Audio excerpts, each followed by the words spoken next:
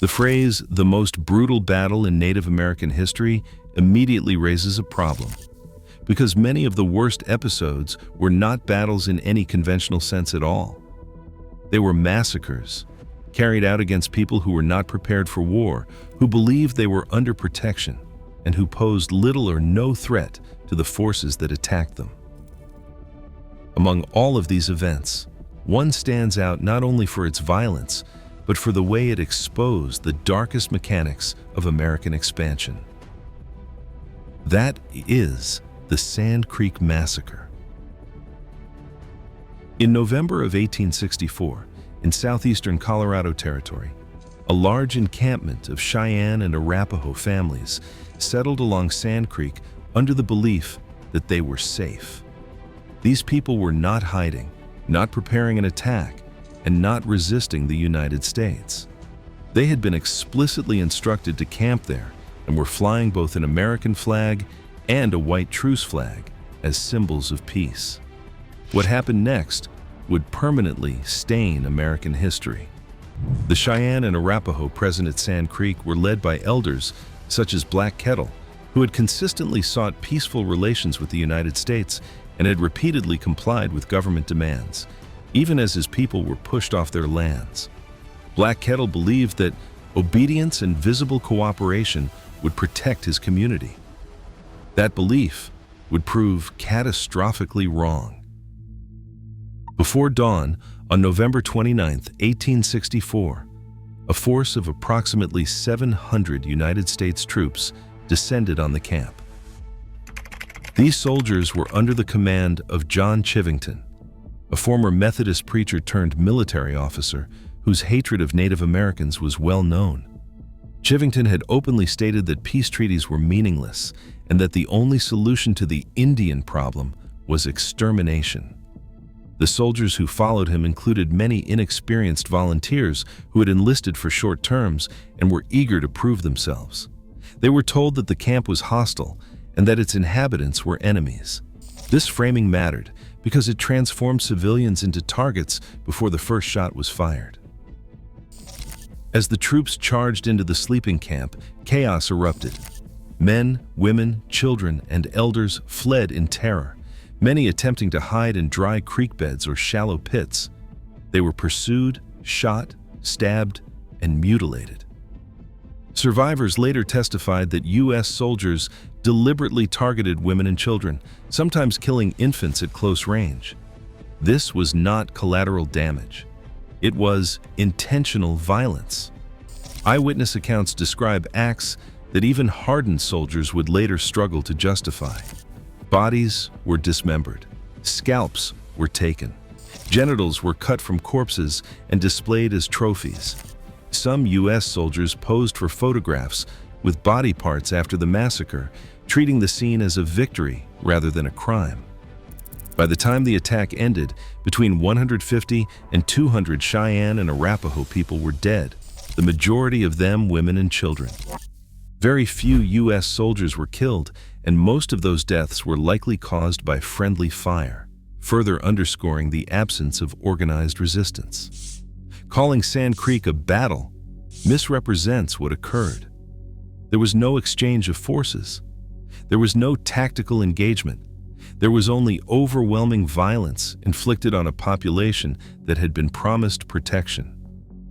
What makes Sand Creek particularly brutal is not only the killing itself, but the way it was initially celebrated. Chivington returned to Denver and was hailed as a hero. Soldiers paraded mutilated body parts through the streets. Newspapers praised the action as a decisive strike against Native resistance. This public reaction reveals how deeply dehumanization had taken root.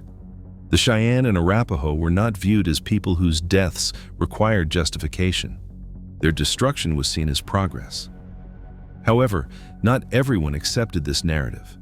Several U.S. officers who were present but refused to participate later testified against Chivington. Survivors' accounts reached Washington. Congressional investigations were launched, and testimony exposed the true nature of the massacre in graphic detail. The investigations concluded that Sand Creek was a massacre, not a battle, and that Chivington bore responsibility for ordering and encouraging the violence. Yet despite these findings, Chivington was never criminally punished. His military career ended, but he lived the rest of his life as a free man. For the Cheyenne and Arapaho, the consequences were devastating and long-lasting. Sand Creek destroyed any remaining trust in United States promises. Peace-oriented leaders like Black Kettle lost credibility, not because they were wrong, but because the system they tried to work within had proven itself lethal. In the years following Sand Creek, violence on the plains escalated dramatically. Younger warriors, having witnessed or heard of the massacre, rejected negotiation entirely. Raids increased. Retaliation followed retaliation. The cycle of violence intensified, and the possibility of peaceful coexistence diminished even further. In this sense, Sand Creek did not end conflict. It guaranteed more of it.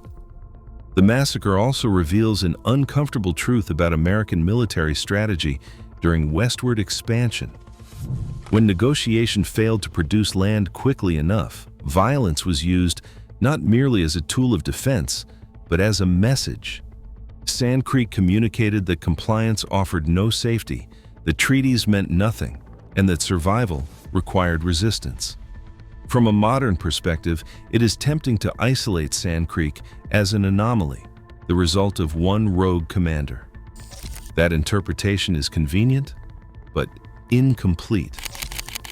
Sand Creek occurred within a broader context of dispossession, racial ideology, and political pressure. Chivington acted with the expectation of approval, not punishment, and for a time, he received exactly that. This is why Sand Creek remains central to discussions of brutality in Native American history. It was not an accident. It was a policy failure made manifest through violence. When people ask what the most brutal battle in Native American history was, they often imagine large-scale warfare, dramatic last stands, or overwhelming military force. Sand Creek challenges that expectation by showing that the most brutal moments were often those where there was no battle at all, only betrayal. The legacy of Sand Creek persists today, not just in historical records, but in memory and trauma. Descendants of survivors continue to commemorate the massacre, preserving names, stories, and warnings passed down through generations. The site itself is now recognized as a National Historic Site, an acknowledgement that remembrance matters, even when justice was denied. Sand Creek forces us to confront the reality that brutality is not measured only in numbers, but in intent.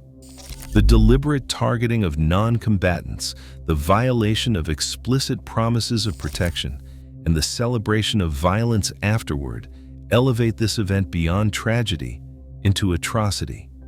It also forces a re-evaluation of how history is framed. Words like battle soften the reality of what occurred. They suggest mutual participation and shared risk. Sand Creek involved neither. It was a massacre carried out against people who believed they were safe. If there is a lesson to be drawn from Sand Creek, it is that the most destructive violence often occurs when power operates without accountability, and when those in authority convince themselves that their victims do not fully count as human.